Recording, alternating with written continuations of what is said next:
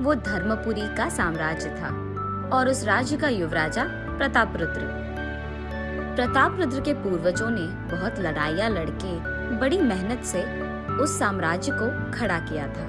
जब प्रतापरुद्र के राजा बनने का समय आया था, वो उस राज्य को कांच की महल की तरह बना दिया था। शत्रु भी राज्य को देख कांप कर डर जाने जैसे उसकी बड़ी सी सेना और बड़े बड़े आयुधों का कर्मागार। प्रतापरुद्र दंड यात्रा के लिए जाता था, लेकिन उसके राज्य पर दंड यात्रा करने अगर कोई आया तो बस मिनटों में युद्ध खत्म हो जाता था। ऐसी रहस्य युद्ध विद्या थी उसकी। ऐसे ही राज्य के विषय में बहुत सावधानी और होशियारी से उस राज्य का निर्माण किया था प्रतापरुद्र के पिता विजयरुद्र ने। प्रतापरुद्र का राज्याभिषेक भी विजयरुद्र ने ही किया था। प्रतापरुद्र बहुत ही दयालु और नेक इंसान था। युद्ध विद्या में और राजनीति में उसका कोई मुकाबला नहीं था। राज्य के सारे समस्याओं को प्रतापरुद्र परीक्षा करता था। जैसे ही वो राजा बन गया था, वो साम्राज्य को अति सुंदर बना दिया था। नुकसान भरे खेतों को वापस हरा भरा बना दिया। प्रतापरुद्र की सभा में एक ही मंत्री था, विश्वाचार्य। विश्वाचार्य पंडित शास्त्र में, ग्रंथों में और राजनीति शास्त्र में बहुत माहिर थे। वो बड़ी सी बड़ी समस्या का भी छोटा सा हल निकालकर उसको खत्म करते थे। प्रतापरुद्र जो भी फैसला लेता था, वो पहले विश्वाचार्य के साथ चर्चा करके ही लेता था। विश्वाचार्य को प्रतापरुद्र अपना गुरु मानता था, इसीलिए वो जो भी शुभ कार्य करने चाहता था, सबसे पहले विश्वाचार्य की आशीर्वाद लेता था। विश्वाचार्य जी को नमस्कार। आचार्य, आशीर्वाद दीजिए कि आज हम जो काम करने वाले हैं उसमें हम सफल हो। विजयोस्तु प्रतापरुद्र। ऐसे ही प्रतापरुद्र जो भी करता था, विश्वाचार्य को कह के ही करता था। ऐसे राज्य का अच्छी देखभाल करता था प्रतापरुद्र। उसकी प्रजा अगर मुश्किलों में थी तो राजा उनकी मुश्किल सुनकर उनकी सहायता करता था। उसकी प्रजा में अगर कोई भूखा भी था तो उसके धान्य घर से वो धान्य के साथ ही धन को भी देता था। कुछ समय बाद धर्मपुरी गांव में बहुत ज्यादा बारिश गिरने के कारण सारे राज्य का सत्यानाश होता है। राज्य में मौजूद सारे खेत खराब हो जाते हैं और उसके साथ ही प्रजा के घर भी। इस मुश्किल के कारण सभी बहुत परेशान होते हैं। राज्य प्रजा के पास मौजूद सारा आहार खत्म हो जाता है। इस सब के बारे में मंत्री के द्वारा युवराजा प्रतापरुद्र पता करता है। महाराजा, राज्य में मौजूद सारे खेत खराब हो गए हैं, उसके साथ ही प्रजा के घर भी। अब तो उनके पास खाने के लिए भी कुछ नहीं बचा है महाराजा। पशु पक्षी को साथ लेकर सभी भूखे पेट रो रहे हैं महाराजा। महामंत्री, ये कैसे हो सकता है? तुरंत हमें इसके बारे में कुछ करना होगा। हमारे धान्य घर में मौजूद सारे आहार को प्रजा में बांट दीजिए। कर तो सकते हैं युवराजा, लेकिन हमारे धान्य घर में मौजूद सारा धान्य को भी थोड़ा थोड़ा करके हमने अगर बांट भी दिया, वो फिर भी हमारे प्रजा में सिर्फ 75% लोगों को ही मिल पाएगा। राज्य में आहार भी नहीं है। अब क्या करेंगे? मंत्री सभा, आप इसका उपाय बोलिए।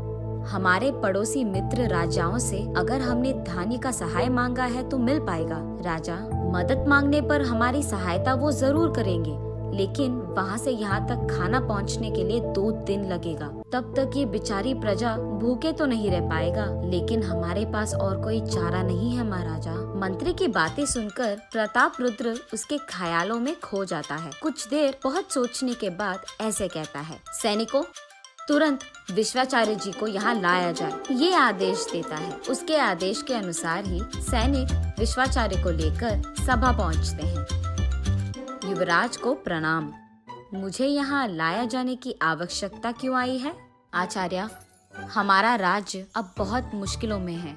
हमारे राज्य में सिर्फ 75% लोगों को हम खाना दे पा रहे हैं। बाकियों को तो ऐसे भूखे नहीं छोड़ पाएंगे। आपको ही कोई उपाय ढूंढना पड़ेगा विश्वाचार्य। प्रतापरुद्र की बातें सुनकर विश्वाचार्य बहुत सोचता है। सोचने के बाद उसे एक योजना मिलती है। अरे रे, इतनी छोटी सी बात, इसको आप मुझ पर छोड़ दीजिए महाराजा। इसका हल भी मैं ढूंढूंगा और प्रजा की भूख भी मैं ही मिटाऊंगा। मेरे साथ बस 10 सैनिकों को भेज दीजिए। ये कहकर वहाँ से चले जाता है विश्वाचार्य। वहाँ से विश्वाचार्य भूखे प्रजा के पास जाकर ऐसे कहता है, सभी सुनिए, तुम सबके पास जो भी गाय मौजूद है उनका दूध निचोड़कर उसे हमारे राज्य की रसोई के पास लेकर आइए, और ऐसे ही सैनिकों से भी नष्ट हुए गन्ने के खेतों के पास ले जाकर उसे साफ करवा के जमा किए गन्नों से उसका रस निकलवाता है, और उसे भी सैनिक और प्रजा राज्य रसोई में दूध और गन्ने की रस के साथ पहुंच जाते हैं, और उस सबको वहां से भिजा देता है विश्वाचार्य।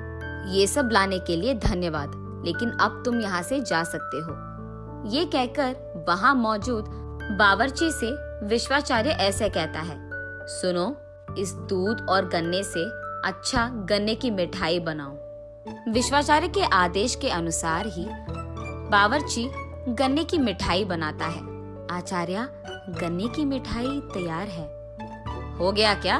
ठीक है, अब तुम भी यहाँ से चले जाओ। उस बावर्ची को भी रसोई घर से बाहर बिठाकर विश्वाचार्य उस गन्ने की मिठाई में और थोड़ा गन्ने का रस मिलाता है। रस मिलाकर उस सारी मिठाई को बहुत अच्छी तरह से मिलाकर सैनिकों को वहाँ बुलाता है विश्वाचार्य।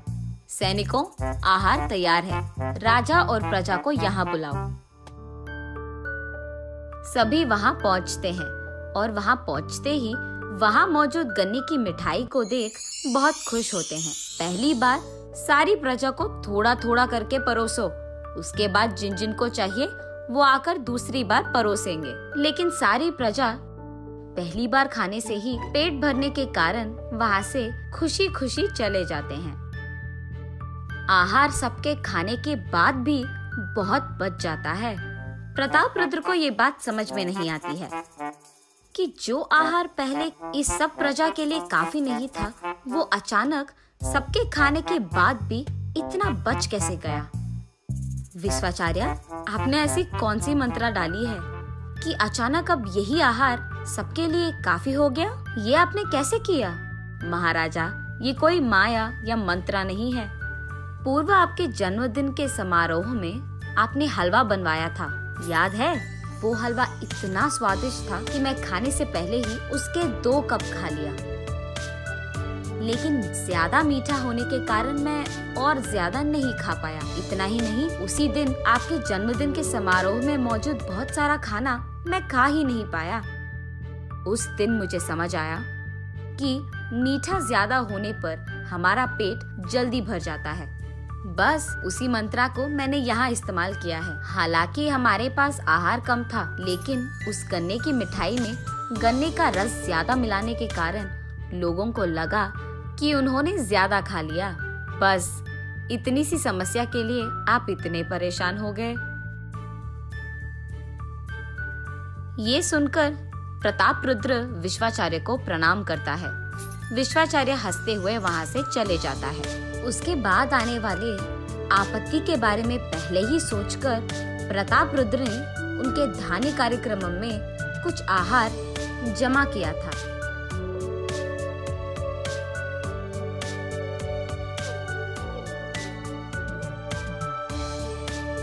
ऐसे कुछ समय बीत जाने के बाद राज्य में एक नास्तिक आदमी आता है।